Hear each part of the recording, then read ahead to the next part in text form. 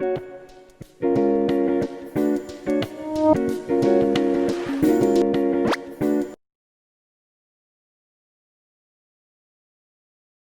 este video les estaremos presentando el documental de la novela El Tungsteno. Sabemos que César Vallejo fue uno de los mejores en la literatura de nuestro país, aquel que revolucionó con sus escritos, siendo el autor de esta novela que le estaremos presentando a continuación. Quisiera hacerles esta pregunta: ¿qué piensa de la explotación de los trabajadores? ¿Cree que hasta la actualidad sigue existiendo?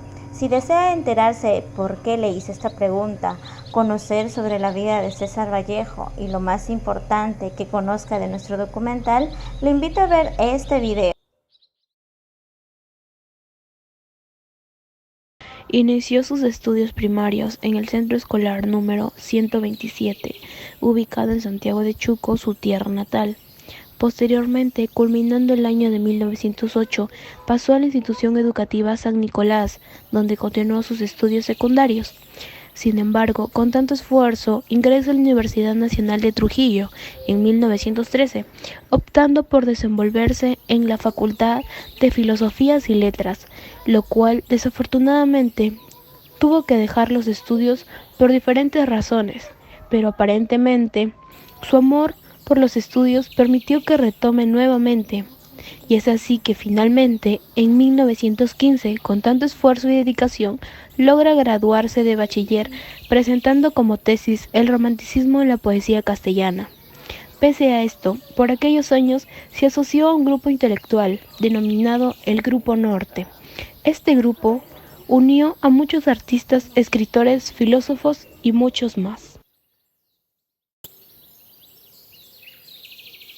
Para Vallejo llega un momento muy tormentoso de su vida, porque su querida madre había fallecido. El poeta, en su agonía, comienza a consagrar estrofas y poemas. Después de todo, Vallejo regresa a Santiago de Chuco, donde asiste a una fiesta patronal, y ahí es cuando lo involucran en un accidente y lo encarcelan injustamente. Al estar entre rejas, Vallejo comienza a escribir 2 libros. En 1931, cuando el poeta residió en el turbulento Madrid de la Segunda República, fue aquí donde escribió la novela Tungsteno. César Vallejo se casó con Georgette Philippard en 1934. Según su esposa Georgette, esta novela Tungsteno fue escrita rápidamente, pues dice que César solo se demoró 3 semanas en escribirlo para luego ser publicada. César Vallejo falleció el 15 de abril del año 1938, un viernes, en París, de una enfermedad que aún se desconoce. Comienza con una descripción de la Gran Indiada, que inicialmente se vierte en la empresa minera norteamericana. La tranquila vida del pueblo se convierte en una bulliciosa y alterada ciudad por la circulación masiva de los dólares. Los Horas, quienes vivían cerca a la empresa Mining Society y que después son despojados inocentemente de todo lo que poseen, principalmente por el comerciante José Marino. Luego se produce una horrible y repugnante escena donde los personajes principales, incluyendo a Mr. Tech y Mr. Weiss, forman parte de la violación de Graciela la Rosada. Los hermanos Marino, José y Mateo, quienes se enriquecieron robando y estafando como agentes al servicio de la empresa minera, son aliados del subprefecto en la pesquisa de conscriptos para el ejército, así como de los trabajadores para la empresa. La captura de 2 indios, Isidro Yepes y Braulio Conchudos, y la muerte de este último produjo un levantamiento del pueblo y la posterior represión del mismo. El juez limeño, el comerciante José Marino, el cura Valverde y el subprefecto Luna ilustran una inhumanidad indescriptible que se refleja también en la crueldad de los gendarmes y en la insensibilidad de los vecinos del Colca. El audaz Servando Guanta tiene la inmensa valentía de protestar contra la injusticia. Finalmente, se dan discusiones y reflexiones políticas entre Servando Guanta y el agrimensor Leonidas Benítez. Guanta les habla y les ilustra del movimiento revolucionario mundial en la que todos los injustos exploradores serán vencidos y los obreros e indios de todas partes del mundo serán liberados. Benítez se muestra resistente y finalmente acepta ponerse al servicio de la causa de los obreros.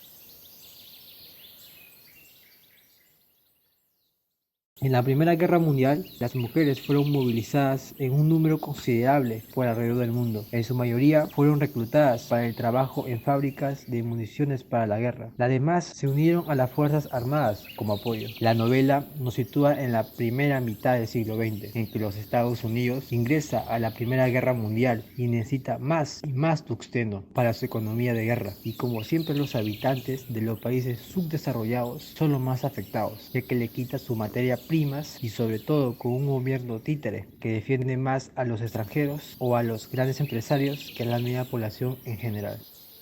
María de los Santos Mendoza era una dama sencilla, no usaba arete o anillo, tenía un cabello lacio y una mejilla saliente, de rasgos muy andinos. Doña María falleció después de tener un proceso de fiebre alta el 8 de agosto de 1918.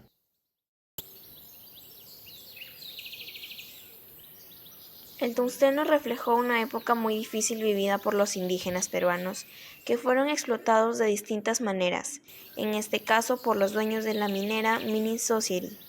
Esto reflejaría la situación aún vivida en los lugares más vulnerables de nuestro país y que en escasas veces recibe la atención y apoyo necesario por los gobernantes de la nación peruana. Además, refleja la organización social establecida. Cabe mencionar que de igual manera esto sigue existiendo en la actualidad, causando así discriminación u otras actividades deplorables hacia la diversidad que existe en el Perú. El investigador de las Naciones Unidas indicó que si bien la esclavitud tradicional fue abolida, en la actualidad persisten formas de explotación como trabajo forzoso, explotación sexual para fines comerciales y matrimonio forzoso, en el que una persona se tiene que comportar como que si la otra persona es su propiedad. La Organización Internacional de Trabajo estima que casi 21 millones de personas son víctimas de trabajo forzoso. Por otro lado, en Perú no existen cifras exactas de explotación laboral, ya que esta actividad se da más en el sector privado. Mi opinión sobre la explotación laboral es que lamentablemente es una realidad. La gente en ese tiempo de pandemia necesita trabajar con todas las pérdidas que han tenido esos meses y los dueños lamentablemente se aprovechan de eso. Aunque años anteriores se han luchado por los derechos laborales, en la actualidad las circunstancias hacen que no se consideren a veces, ¿no? Con horas extras, sueldos bajos, cuando haya un abuso de parte de la empresa, que el trabajador, en este caso, si es que no hay forma de conversarlo, llegar a un acuerdo con su empleador, habría que denunciarlos para que ellos, en el caso, pues, el Ministerio del Trabajo, ponga a investigar qué es lo que está pasando, ¿no? Para que si no lo hace con la persona misma, con alguno de los empleados, igual van a poder ayudar. En abril, en Santiago de Chuco cesan las lluvias intensas de enero y febrero y se suspira de alivio porque han calmado las inclementes tempestades de marzo. El sol luce esplendoroso en los tejados, las vigas y los aleros de las casas empiezan a crujir estirándose después de los largos meses de somnolencia y de temblar acurrucados bajo los aguaceros. Abril es el mes de la fecundidad, cuando sobre los campos aparecen mantos de flores silvestres y donde todo renace como brote, planta o miel. Meses antes, y más precisamente de septiembre, octubre, noviembre y diciembre de 1907, escribió casi todo lo que ahora son los poemas humanos. Periodo final, cuando fragua y cincela también ese poemario incandescente, dedicado a los voluntarios de la República en la guerra civil que asoló a la patria de sus abuelos. La obra no solo tiene características novedosas propias de la vanguardia, sino que posee rasgos excepcionales en cuanto a su sentido profundo en el tratamiento temático, en el que se funden elementos americanos, regionales e indígenas con influencias europeas. Como literatura política, analizando su coherencia entre la intención de denuncia y propaganda con la estructura y lenguaje que le imprimen una entidad estética autónoma en relación con toda la producción de Vallejo y que puede ser ubicada dentro de las clasificaciones convencionales como una novela de tesis. Con características del realismo social, representa su capacidad expresiva y comunicativa, diseñando una diversidad de estilos que se inscriben dentro de sus ideales de libertad creativa y compromiso como escritor. Bueno, hemos llegado a la parte final de este documental y nuestra conclusión es que ninguna persona tiene el derecho de explotar a otra solo para su beneficio, ya que estas personas trabajan honradamente para ganar dinero y así poder cubrir sus necesidades, y no por eso se deben aprovechar de las circunstancias. Hay que denunciar si vemos un caso de explotación laboral, ya que esto es un delito, y así podremos ayudar a disminuir o erradicar estos actos. Gracias.